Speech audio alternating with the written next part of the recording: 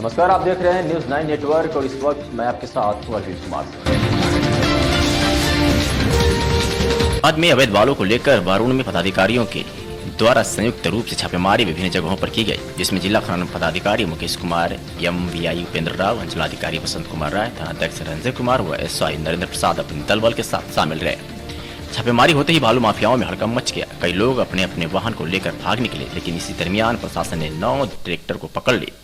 छापेमारी के संबंध में बताते हुए खनन पदाधिकारी मुकेश कुमार ने बताया कि वारुण देवी बालू घाट सोन नदी में छापेमारी की गई, जिसमें अवैध बालू लिए हुए वारुण देवी घाट से 6 ट्रैक्टर एवं एनिकट से 3 ट्रैक्टर पकड़े गए हैं। सभी को वारुण थाने में जब्त कराया गया है। साथ ही कहा कि पकड़े हुए सभी ट्रैक्टरों से खनन व परिवहन विभाग से भारी जुर्माना वसूला जाएगा। उसके उपरांत ही गाड़ियों को छोड़ा जाएगा। कहा कि बालू की अवैध खनन व परिवहन को लेकर लगातार छापेमारी चलती रहेगी और चिन्हित जगहों पर चेक पोस्ट भी बनाया जाएगा। अभी तो हम लोग देवी घाट में है। अभी 6 गाड़ी हम लोग ट्रैक्टर पकड़े हैं, जिप किए बालू लदा हुआ।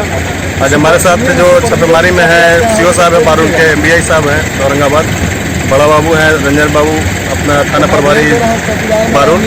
6 ट्रैक्टर पकड़ा गया है। अभी हम लोग का उसको हम लोग बारून थाना को सपोर्ट कर रहे हैं। वहाँ पर जाकर उचित कार्रवाई होगा परिवहन विभाग और मानव विभाग द्वारा।